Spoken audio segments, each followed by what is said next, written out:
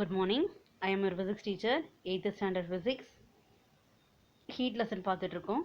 Last கிளாஸில் ஹீட்னா என்ன, ஹீட்னால என்ன மாதிரியான எஃபெக்ட்ஸ்லாம் வரும், இது எல்லாமே நம்ம பார்த்தோம். அப்புறம் கண்டக்ஷன் ஆஃப் ஹீட்னா என்ன, அதை பற்றி பார்த்தோம் இல்லையா. ஸோ அதன் தொடர்ச்சியாக தான் நம்ம கன்வெக்ஷனா என்ன, ரேடியேஷனா என்ன, நம்ம டே டு டே லைஃப்பில் வந்து பார்த்தோம் அப்படின்னா அதனுடைய அப்ளிகபிள் எங்கெங்கெல்லாம் இருக்குது அதை பற்றி நம்ம தெரிஞ்சுக்க போகிறோம். ஓகேவா. இன்னைக்கு டாபிக் உள்ள போகிறதுக்கு முன்னாடி உங்கள் சயின்ஸ் புக் எடுத்துக்கோங்க, கையில் பென்சில் வச்சுக்கோங்க, எதெல்லாம் இம்பார்ட்டன்ட் சொல்கிறோமோ அதை அன்லைன் பண்ணி வச்சு படிங்க. ஓகேவா. இன்னைக்கு டாபிக் போகலாமா. கன்வெக்ஷன். கன்வெக்ஷன்னா என்ன அர்த்தம்னா வெப்பச்சலனம் அப்படின்னு அர்த்தம்.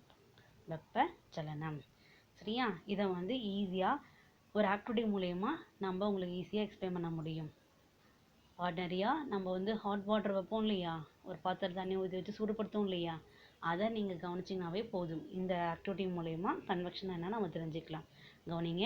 Take some water in a vessel and heat it on a stove.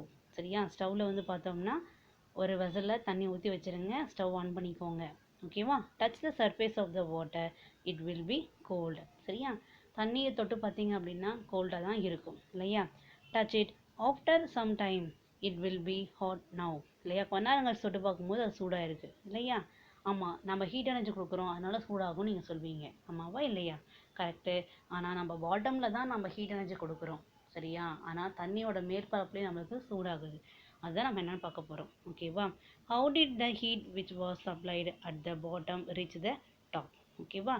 இந்த டயக்ராம் பாருங்கள். கீழே வந்து ஹாட்டுன்னு போட்டு ஒரு ஏரோ மார்க் போட்டிருக்காங்க, கோல்டுன்னு போட்டு கீழ் நோக்கி ஒரு ஏரோ மார்க் போட்டிருக்காங்க இல்லையா. இதுக்கு என்ன அர்த்தம் அப்படின்னா வெசலில் இருக்கக்கூடிய வாட்டர் மாலிகுலர்ஸ் வந்து பார்த்தோம்னா பாட்டமில் இருக்கிறது வந்து பார்த்தோம்னா ஈஸியாக ஹீட் எனர்ஜி வந்து ரிசீவ் பண்ணிக்கும்.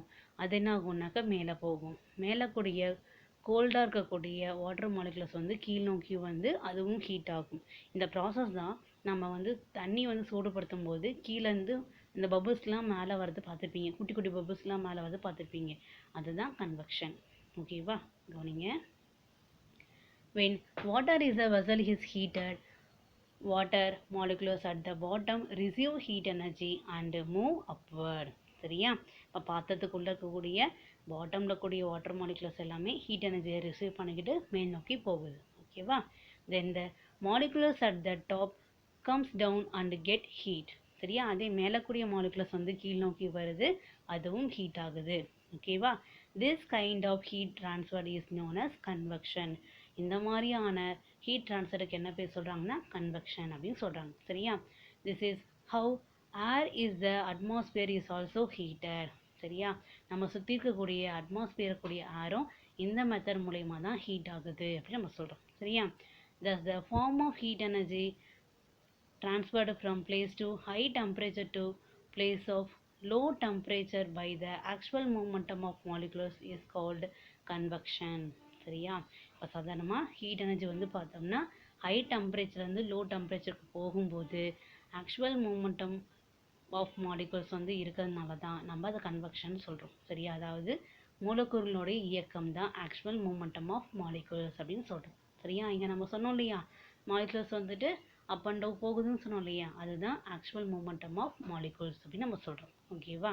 ஸோ இந்த மெத்தடுக்கு என்ன பேர் கன்வெக்ஷன். ஓகேவா. அடுத்து அனலைஸ் பண்ணிக்கோங்க. Convection takes place in liquid and gases. அப்போ கன்வெக்ஷன் வந்து பார்த்தோம்னா லிக்விட்லேயும் நடக்குது, கேஸ்லேயும் நடக்குது அப்படின்னு சொல்லலாம். ஓகேவா. கன்வெக்ஷன் இன் டெய்லி லைஃப்பில் பாருங்கள். Formation of land breeze and sea breeze is due to convection of air. சரியா.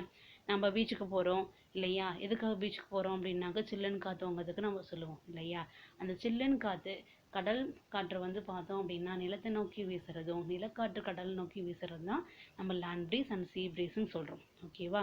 இது நடக்கிறதுக்கு என்ன காரணம்னா கன்வெக்ஷன் ஆஃப் ஏர் தான். ஓகேவா. கவனிங்க.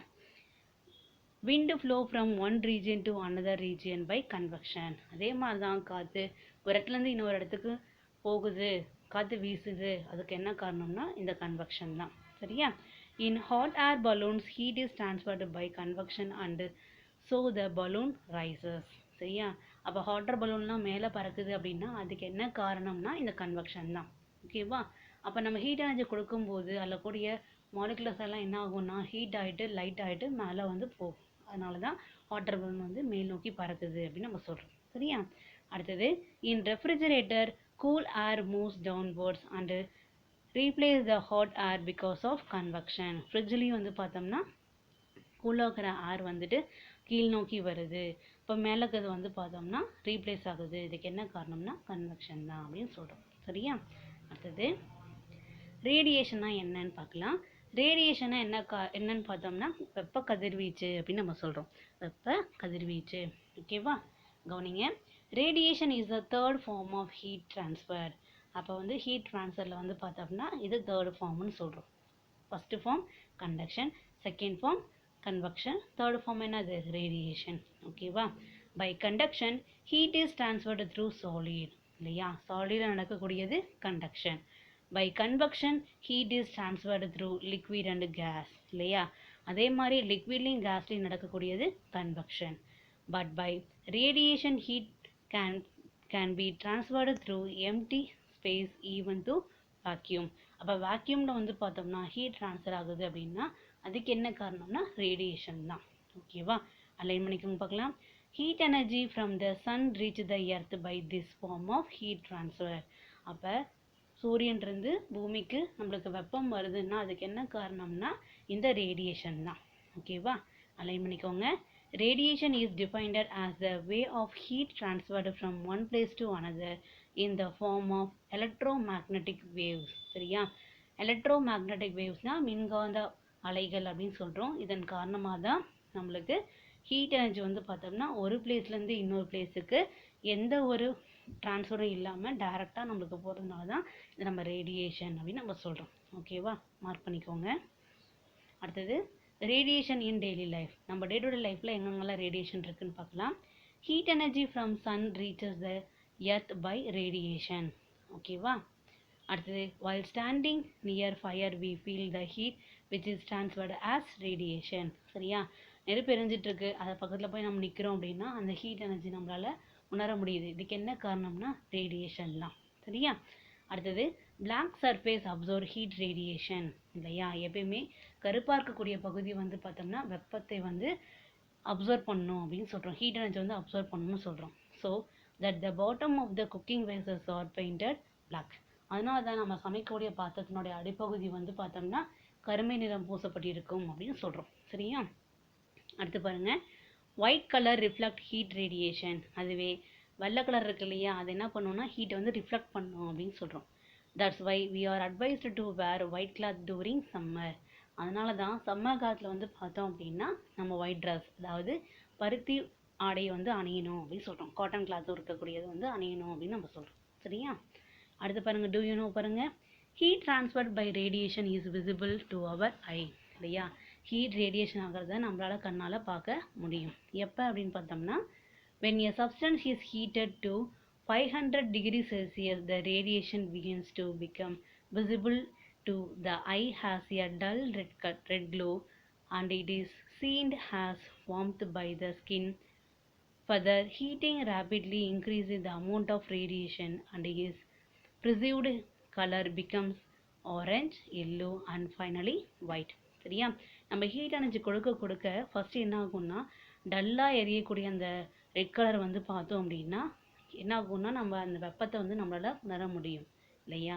அதுவே மேலும் நம்ம என்ன பண்ணிகிட்டே இருக்கோம்னா ஹீட் எனர்ஜி கொடுத்துட்டே இருக்க என்ன ஆகும்னா ஆரஞ்சு கலராக மாறிட்டு அப்புறம் எல்லோவாக மாறிட்டு அதுக்கப்புறம் ஒயிட் கலராக என்ன ஆகும், அந்த தீ வந்து எரியும். எப்போ வந்து பார்த்தோம்னா அந்த ஹீட் எனர்ஜி வந்து ஒயிட் கலராக இருக்கோ அப்போ அதிகமான ஹீட் எனர்ஜி அங்கே இருக்குது அப்படின்னு அர்த்தம். ஓகேவா? இப்போ புரியுதுங்களா உங்களுக்கு?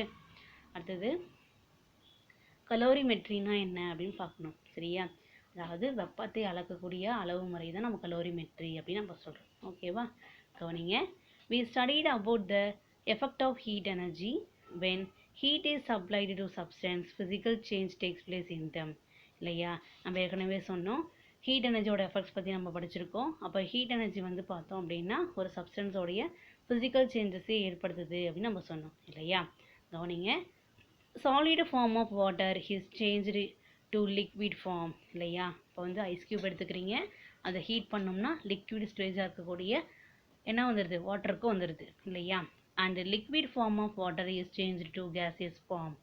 அதே லிக்விடாக கூடிய வாட்டர் வந்து என்ன ஸ்டேஜுக்கு மாறுது, கேசியஸ் ஸ்டேட்டுக்கு மாறுது. சரியா? These are all the physical change due to heat energy. இது எல்லாமே எதனால தான் ஏற்படுது அப்படின்னா ஹீட் எனர்ஜினால அதனுடைய ஃபிசிக்கல் சேஞ்சஸ் ஏற்படுது அப்படின்னு நம்ம சொல்கிறோம். ஓகேவா?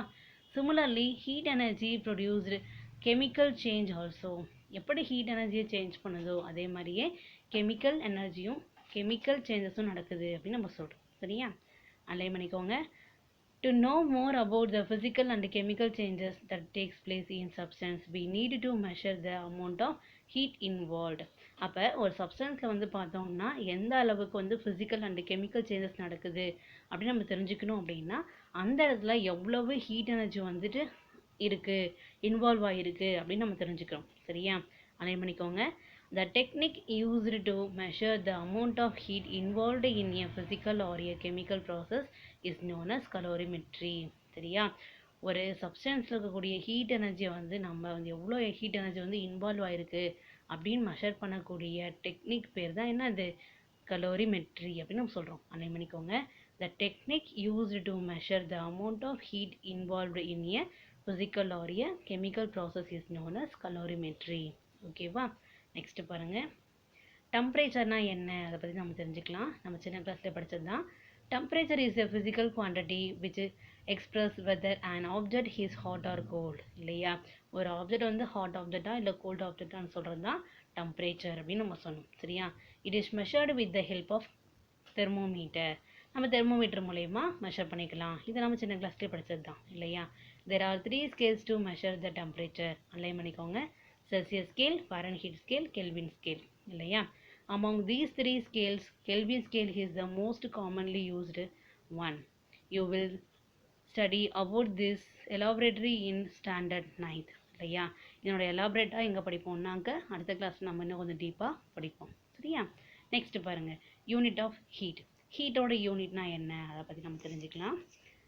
We know that heat is a form of energy. நமக்கு தெரியும் எனர்ஜியோடைய யூனிட் வந்து பார்த்தோம் அப்படின்னா ஜூல்னு தெரியும். அதே மாதிரி தான் ஹீட்டும் ஒன் ஆஃப் த எனர்ஜி அப்படின்னு நம்ம சொல்லியிருக்கோம். இல்லையா? The unit of energy is SI system is joule. So heat is also measured in joule. It is exposed by the simple J. அதனால தான் நம்ம எதை பண்ணுறோம்? ஜூல் அப்படின்ற யூனிட் நம்ம வந்து யூஸ் பண்ணுறோம். ஓகேவா? அலைன் பண்ணிக்கோங்க.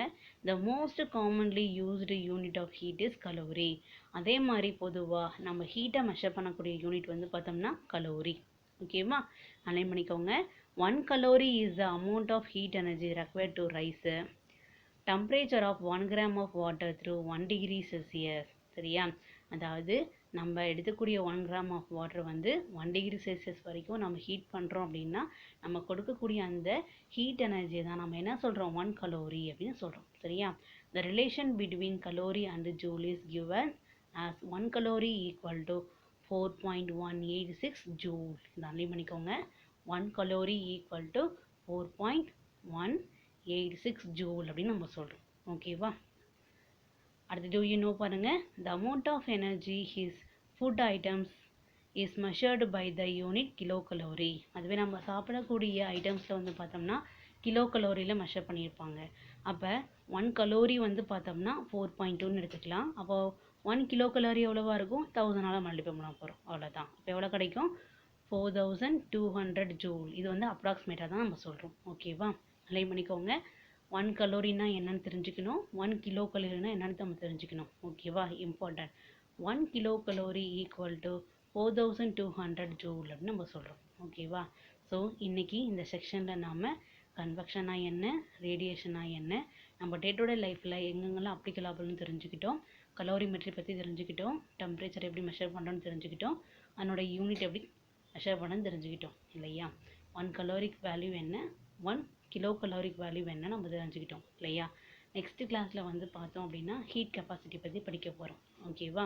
ஸோ நெக்ஸ்ட் கிளாஸில் பார்க்கலாம். தேங்க்யூ.